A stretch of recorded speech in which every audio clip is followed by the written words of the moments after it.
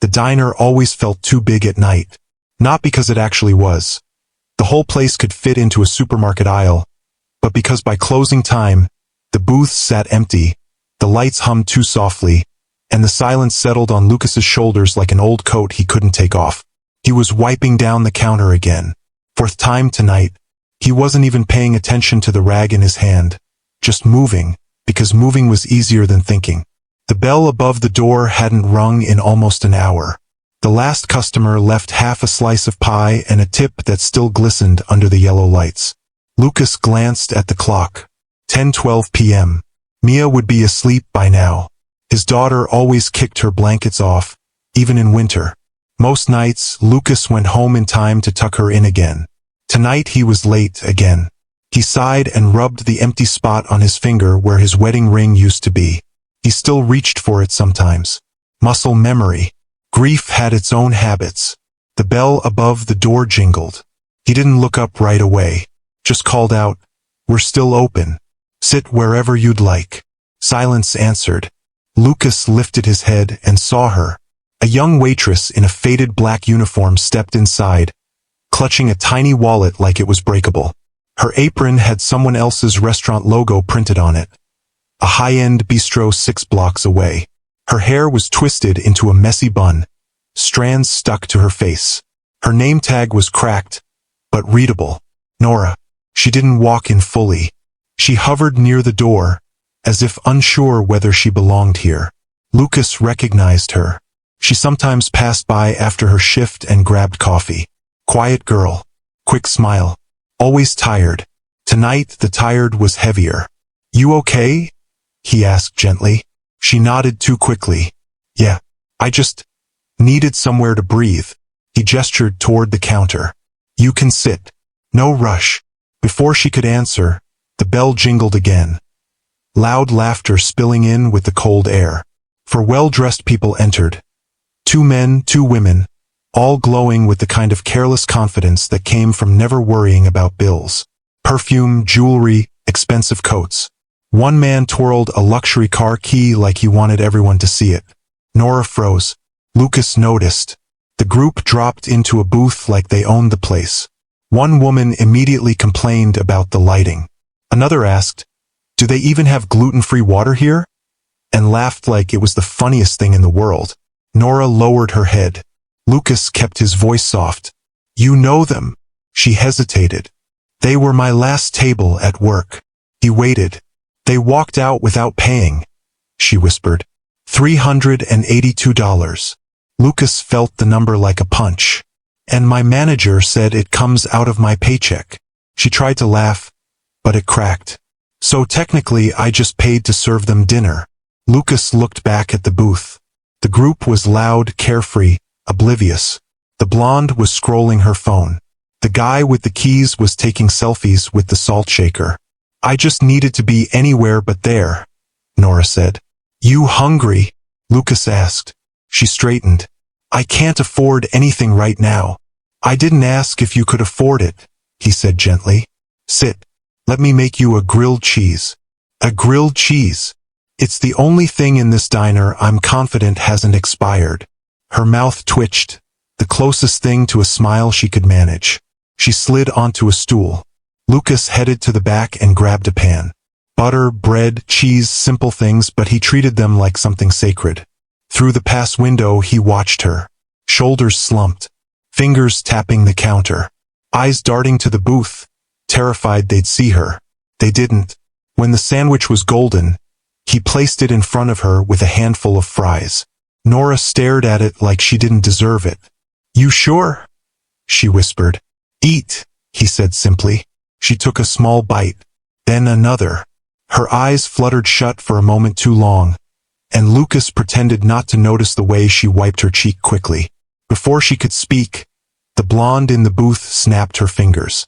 "Hey, can we get someone who actually works here?" Lucas inhaled slowly. "What can I get you?" "We're celebrating," one of the guys said loudly.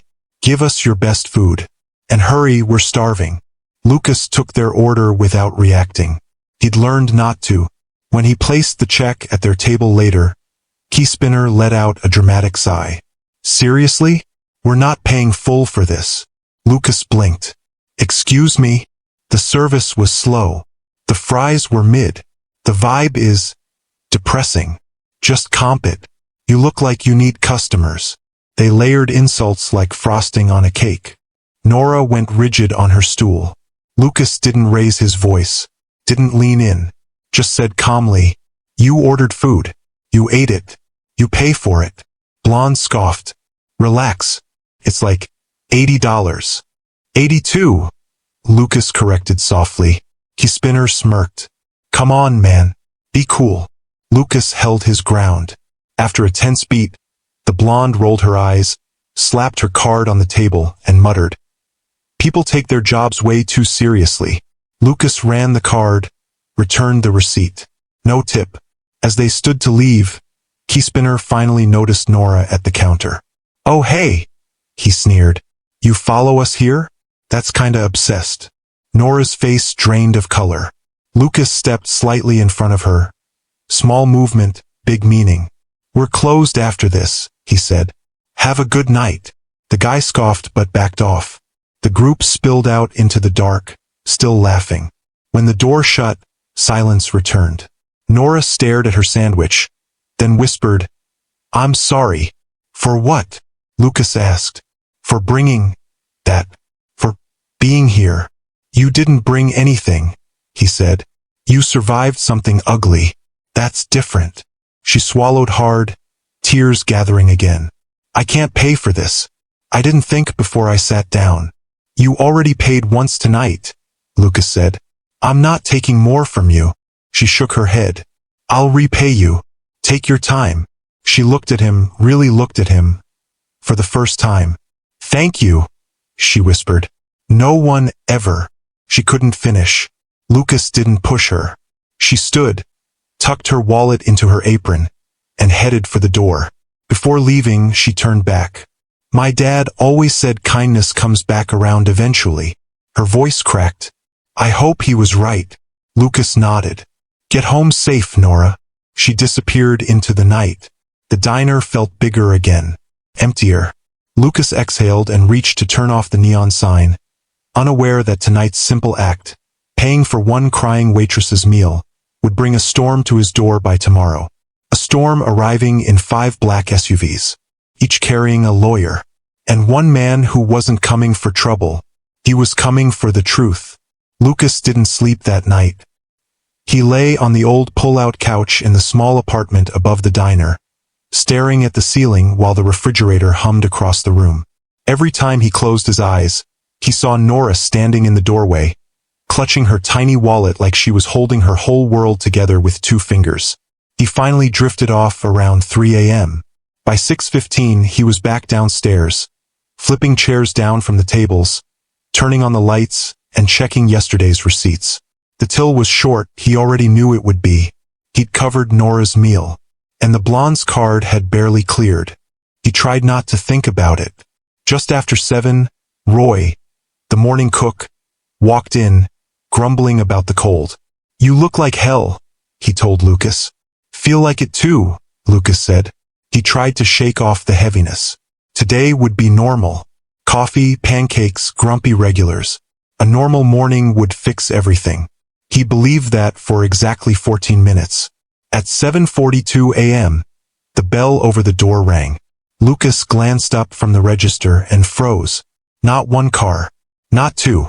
5 black SUVs were lined in a perfect row outside the diner windows, engines idling, men in suits stepping out like they were preparing for a court appearance, not breakfast.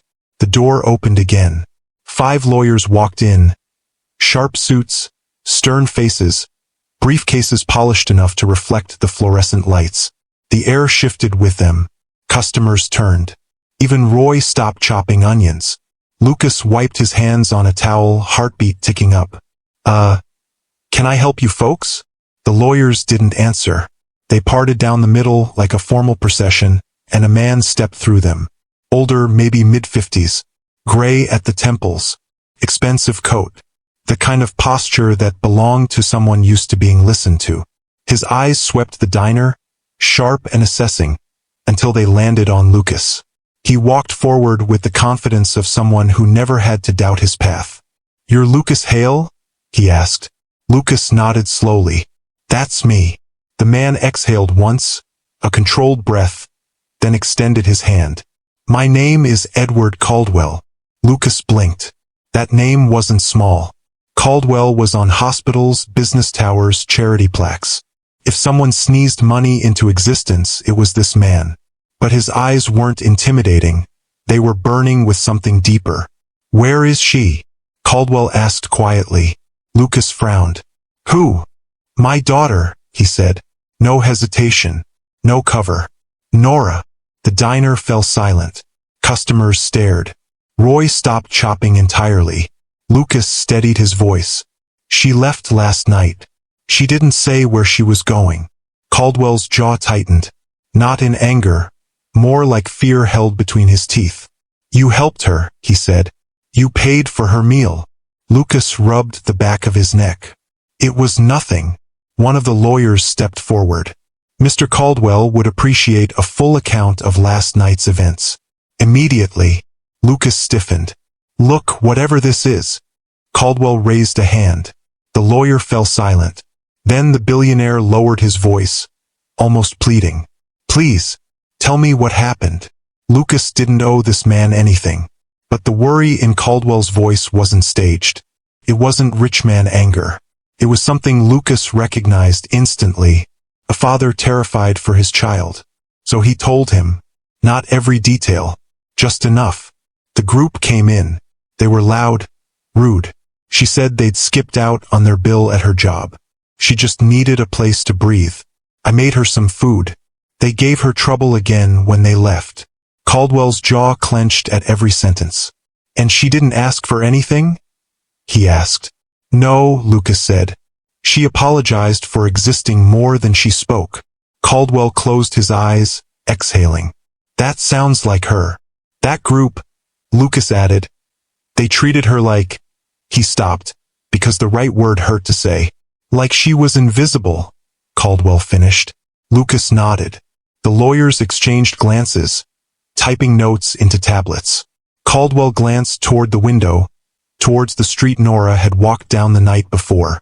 "She's been missing for 2 weeks, he said quietly. Lucas froze. "Missing?" "She ran away from home," Caldwell continued. "Left her phone behind. Took nothing but that small wallet you saw." "Why?" Lucas asked softly. Caldwell hesitated. That hesitation told Lucas everything. This wasn't simple. "She's been struggling," Caldwell said. "After her mother passed, she changed. Stopped trusting people. Stopped trusting herself. We tried everything.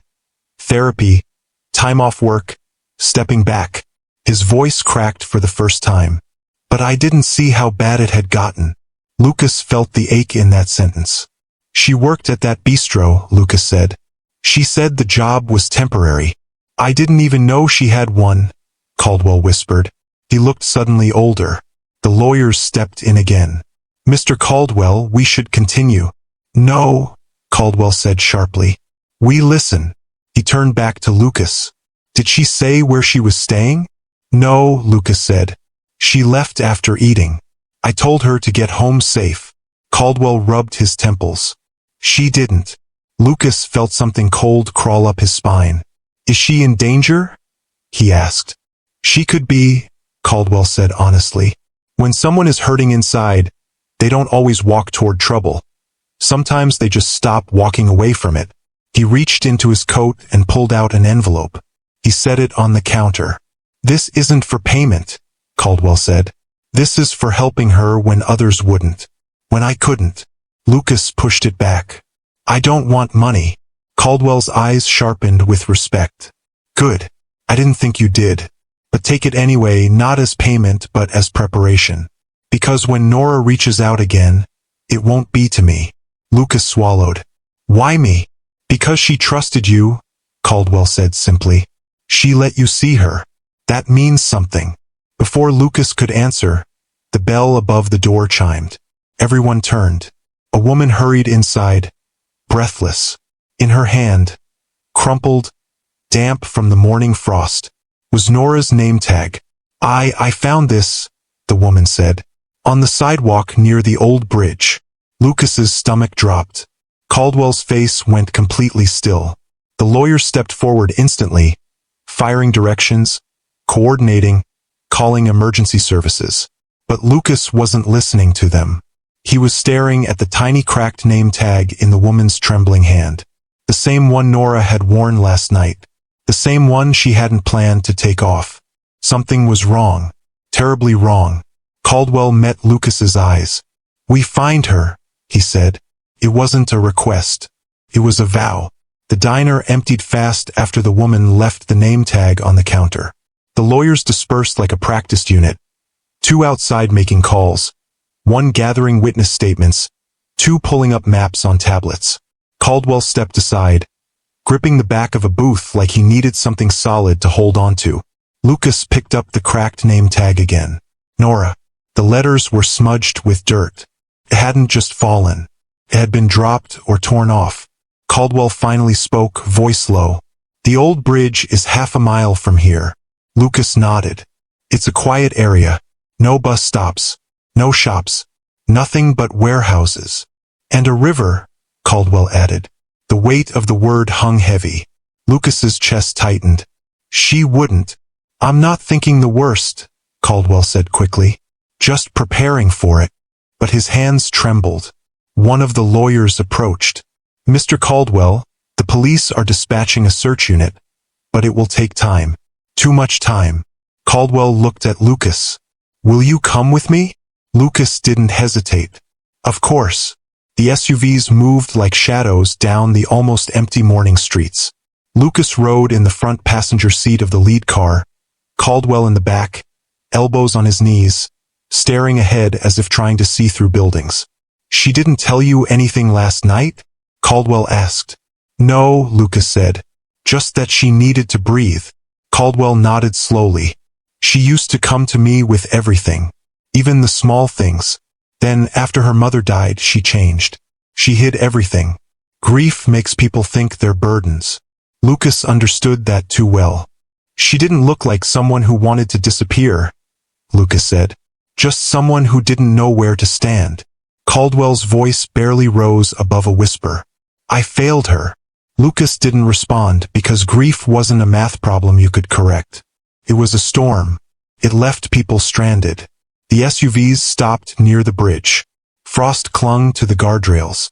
The water below moved dark and slow, carrying the early morning light in broken pieces. Police cars were already there, lights flashing but sirens off. Officers were combing the grass, the sidewalk, the dirt slope leading down toward the riverbed. One approached them. "We found footprints," he said. "Small ones. Likely female. They go down the embankment." Caldwell exhaled sharply, as if punched. "But there are no signs of struggle," the officer continued quickly. "No blood. No dropped belongings except that name tag." Lucas frowned.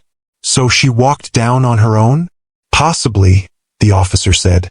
"Or someone walked with her." Beside him, Caldwell's jaw tightened. "Let's go," he said. The riverbank was muddy and uneven.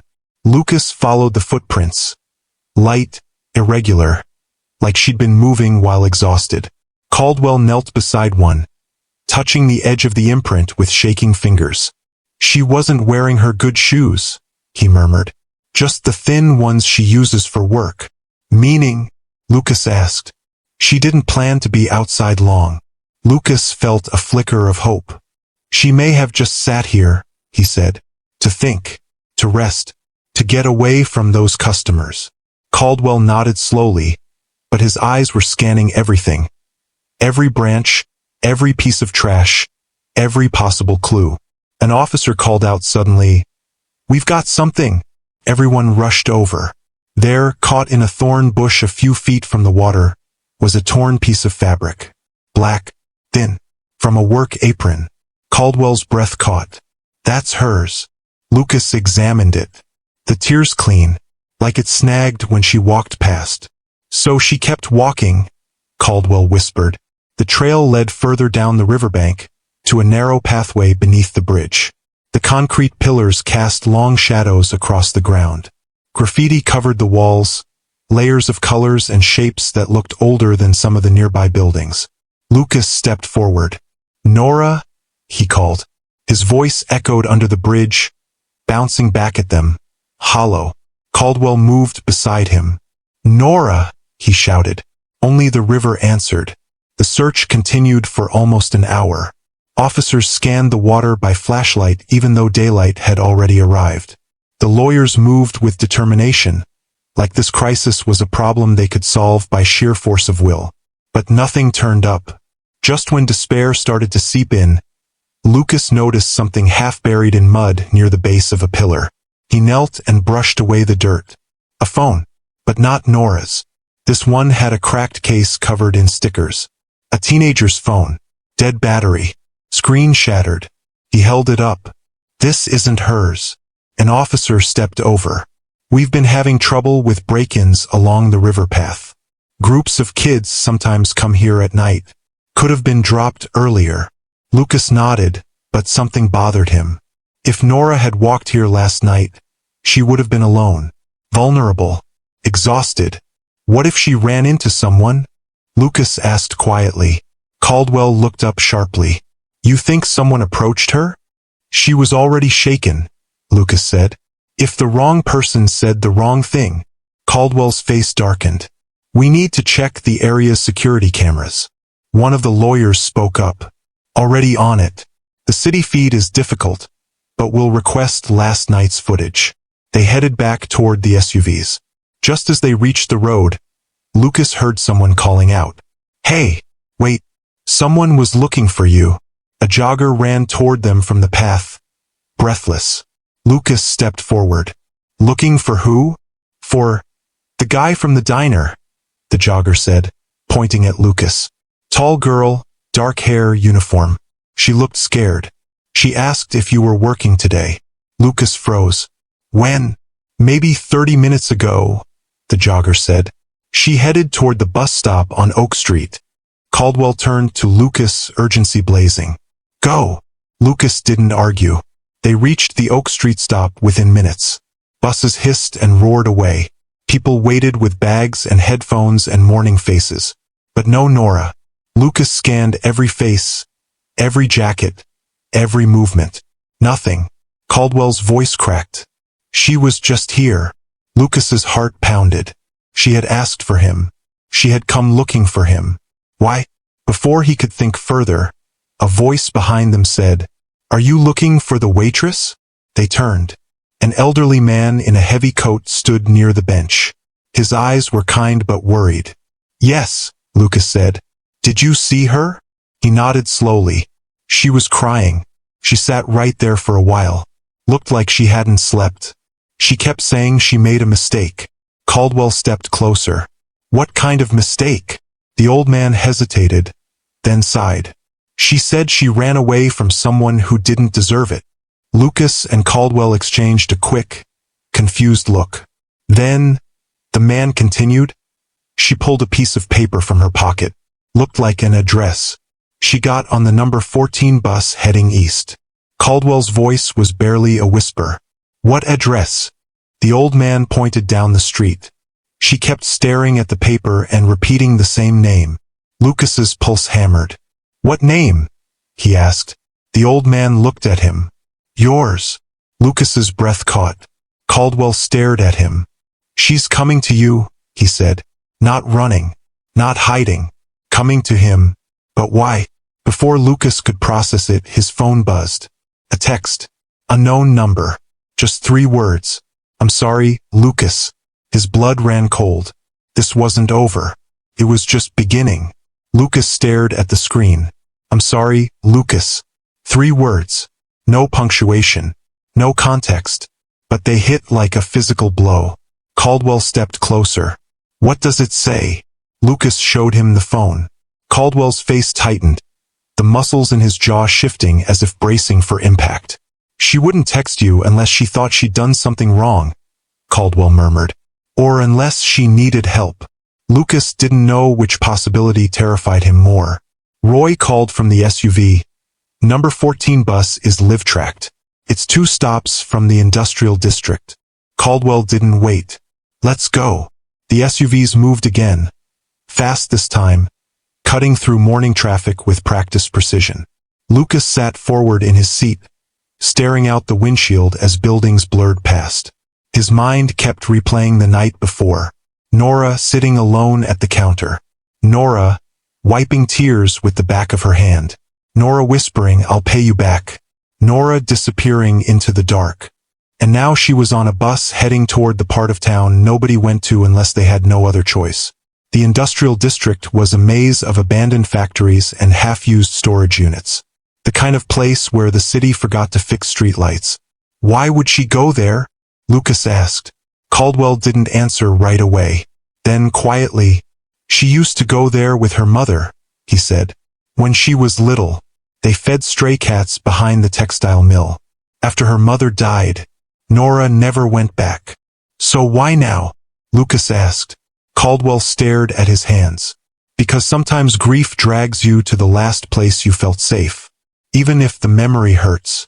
The bus tracker beeped on the lawyer's tablet. "It's stopping." They reached the stop a minute later. The number 14 bus hissed as its doors folded open. Passengers stepped out, 2 teenagers, a tired mother with a stroller, an older man with groceries. But not her. Lucas jogged up to the bus driver. Was a young woman on this bus? Black work uniform? Brown hair? The driver frowned. She was sitting up front. Quiet kid. Got off 2 stops early. Lucas felt a punch to the gut. Which way did she go? The driver pointed toward a narrow road between 2 deserted warehouses. She didn't hesitate, he said. Walked like she knew exactly where she was heading. Caldwell's breath hitched. The textile mill. They followed the cracked pavement until the abandoned factory came into view. It was a massive brick structure. Windows broken, metal panels rusted. Graffiti covered the lower walls, names, symbols, warnings. The front gate was twisted open like it had been forced years ago. Lucas and Caldwell stepped inside the lot, the lawyers spreading out behind them. Everything felt too quiet. No cars. No voices, just the soft rustle of wind through broken glass. Lucas spotted footprints, small ones, leading through the thin layer of dust toward a side entrance. "She was here," he said. Caldwell nodded, swallowing hard. "Keep going." Inside, the factory smelled of old oil and wet concrete. Shafts of morning light slipped through holes in the roof, illuminating floating dust like falling snow. "Nora!" Lucas called. His voice echoed through the empty space. "Nora!" Caldwell yelled, louder, sharper. The sound bounced off the metal beams overhead. No answer. They moved deeper inside, past ruined machinery and rusted conveyor belts. Caldwell stopped at a workbench, touching it with a trembling hand. "She used to sit right here," he whispered. "Her mother would tie her shoelaces and give her a cookie before they fed the strays." Lucas scanned the area. If she remembered this place as safe, she might have gone somewhere familiar. One of the lawyers approached them. "Sir, there's another room in the back. Tracks lead that way." Tracks. Not footprints. Tracks. Their pace quickened. The back room was smaller, darker. Only one broken window let in a slice of light. On the far wall was faded chalk, childlike drawings, stick figures, the sun. A name smudged away by time. Caldwell touched the wall. She drew that when she was 6. Lucas spotted something on the floor. A piece of paper folded neatly. He picked it up. It was the same kind of order slip used at the bistro where Nora worked. Words were scribbled across it in hurried handwriting. "I don't know how to fix what I broke." Lucas's throat tightened. "She wrote this recently." Caldwell closed his eyes. "She thinks she hurt someone." "Hurt who?" Lucas asked. Before Caldwell could answer, a faint clatter echoed from above. They both froze. The sound repeated, soft, shaky, like someone bumping into metal. Lucas looked up. A metal staircase led to a mezzanine, a second-floor walkway overlooking the entire factory. Another sound. A small gasp. "Nora?" Lucas called, heart pounding. The figure moved at the top, slight, trembling. A girl. her hair messy, her arms wrapped around herself, her uniform still on. Nora. She looked down at them with wide, startled eyes. Lucas took one step forward. Nora, he said gently. It's okay. We're here. Caldwell's voice broke. Sweetheart, please. She shook her head quickly, stepping back toward the railing. Don't come up. Lucas lifted his hands. We won't. Just talk to us. Tears spilled down her cheeks. I didn't mean to make it worse. You didn't, Lucas said quietly. You didn't make anything worse. I did, she whispered. I ran away. I left everything. I walked out on people who needed me. Caldwell stepped closer, voice trembling. We never needed you to be perfect. We only needed you safe. She covered her mouth, sobbing. Lucas tried again. Look, yesterday was awful. Those people treated you like garbage. But you didn't deserve that. And you didn't deserve to suffer alone. Nora sank to her knees, gripping the railing. I'm sorry, she whispered again. For what? Lucas asked softly. For coming to your diner, she said. For needing someone. For letting you see me like that. Lucas felt something inside him crack. You didn't burden me, he said. You reminded me I wasn't alone either. Nora looked down at him, blinking hard. Why are you here? Lucas's answer came easily. Because you asked for me. Caldwell's breath hitched. Nora's fingers loosened. Her shoulders shook. She pressed her forehead to the railing. I didn't mean to scare anyone, she whispered. I just didn't know where else to go. Lucas nodded. Then come down. We can figure out the rest together. She hesitated. A long, fragile moment. Then, a footstep echoed on the mezzanine behind her. Lucas's heart stopped. Nora stiffened, eyes widening in terror as she looked over her shoulder. Someone else was up there. Someone neither Lucas nor Caldwell had seen. A shadow stepped forward. A man's voice rose from the walkway. Slow, cold, and deeply familiar to Nora. You shouldn't have run from me. Caldwell's face drained of color. Lucas stepped forward instinctively. Nora backed away from the man, her voice breaking into a whisper. Dad, I'm sorry. I didn't know he followed me. Lucas stared upward. Who followed you? He demanded. Nora swallowed hard, shaking. The man stepped fully into the light, and Lucas felt the air leave his lungs. He wasn't a stranger. He was someone both men recognized instantly. Someone neither expected to see here. Someone whose presence changed everything. The man stepped out of the shadows, boots echoing against the steel walkway. Lucas felt his stomach twist. He knew this face. Not personally, but from the night before. The key spinner. The entitled customer who'd laughed at Nora at both restaurants. The one who mocked her, taunted her, followed her with his eyes. Only now, his expression wasn't playful arrogance. It was something colder. Something that didn't belong on a stranger in an abandoned factory. Caldwell's voice was a low growl. Who are you? The man smiled, slow, dangerous. So the billionaire finally shows up. Nora pressed herself against the railing, shaking. I told him I didn't want help. He followed me after work. Lucas's blood went ice cold. You followed her last night? He demanded. The man shrugged. She walked past the bistro crying. I thought maybe she needed a ride, or company. She didn't answer me, so I stayed behind her, just making sure she was safe. Nora's voice cracked. You scared me. I wanted to talk, he said, stepping closer. But you kept running. You dropped your name tag. I tried returning it, but you disappeared. He leaned on the rail casually. Then this morning I saw you again near the bus stop. You looked lost. I knew you'd come here. Caldwell's tone sharpened. You were stalking my daughter. The man's smile vanished. A flash of irritation crossed his face. I wasn't stalking her. We had a connection. She just didn't realize it yet. Lucas took a step forward. Stay where you are. The man's eyes flicked to Lucas, recognition flashing. You're the guy from the diner.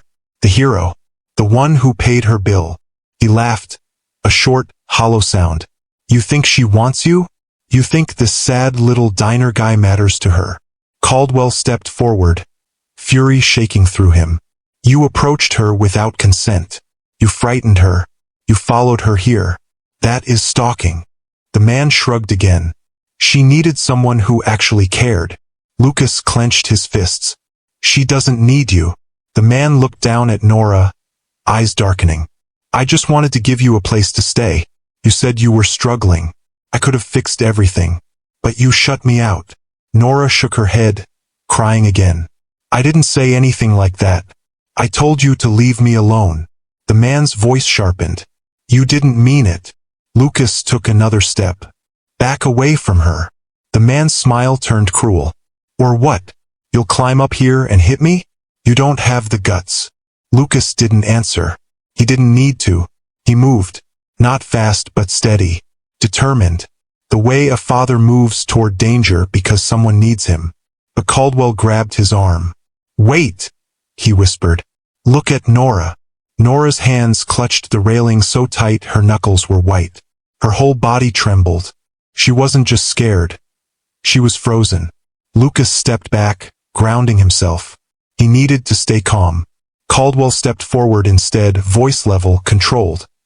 Like a man who had negotiated world-changing deals, yet was now speaking only as a father. Nora, he said softly, look at me. She lifted her eyes. You are not in trouble, Caldwell said. You did nothing wrong. You didn't break anything. You didn't hurt anyone. You are safe.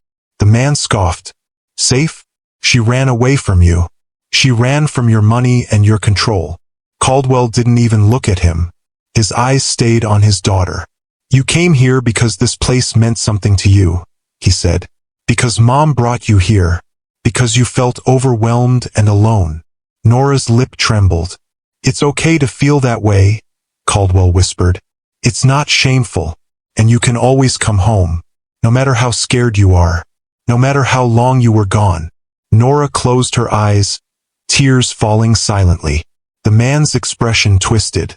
You don't deserve her. Lucas stepped closer, finally speaking.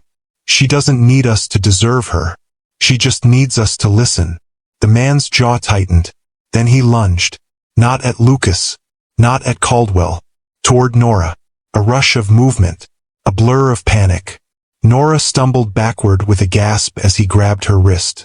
Lucas moved instantly, heart slamming, legs burning. As he rushed up the stairs, Caldwell shouted for security. Lawyers scrambled for phones. But Lucas wasn't thinking anymore. Only reacting. Only protecting. By the time he reached the walkway, the man had Nora pinned against the railing. Not hurting her but blocking her path. Desperate. Unhinged. You should have come with me, he hissed. You needed someone who wouldn't walk away. Let her go, Lucas barked. The man turned, wild-eyed. You don't get it. She was finally talking to me. She opened up. She trusted me, not you. Lucas didn't waste another second. He stepped forward and grabbed the man's arm, forcing him back. The man shoved Lucas hard, but Lucas held on, teeth clenched. The walkway rattled under their struggle. Nora dropped to her knees, sobbing. Stop, she cried. The man pushed again, trying to shake Lucas off. But Lucas braced his legs, gripping the railing with one hand and the man's jacket with the other. You need help, Lucas said through gritted teeth. But you're not taking her down with you. The man swung at him, wild and sloppy. Lucas ducked and shoved him back, just enough to break his balance. He stumbled, misstepped, and fell backwards onto the metal grate, breath knocked out of him. Lawyers rushed up the stairs. Officers reached the platform seconds later. They pinned the man to the ground while he thrashed and shouted. She needed me. She needed me. His voice echoed off the factory walls. But nobody listened now. Nora crumpled against the railing, shaking violently. Lucas knelt beside her. Hey, he whispered. You're okay. She shook her head. I didn't know he followed me. I didn't know where to go. I thought you'd be disappointed. I thought Dad wouldn't want me back. Caldwell reached them, dropping to his knees beside her. Oh, sweetheart. His voice cracked open. You could never disappoint me. She sobbed into his chest, gripping his coat desperately. Lucas stood quietly, giving them space. After a long moment, Caldwell looked at Lucas, eyes filled with gratitude and emotion he couldn't hide. You saved her twice, Caldwell said, and you never asked for anything. Lucas shook his head. She didn't need a hero, just someone to see her. Caldwell nodded slowly. Then let me see you too. He stood, walked to Lucas, and extended his hand. You're not just a diner owner, he said quietly. You're the reason my daughter is alive. Lucas hesitated, then shook his hand. Nora wiped her cheeks.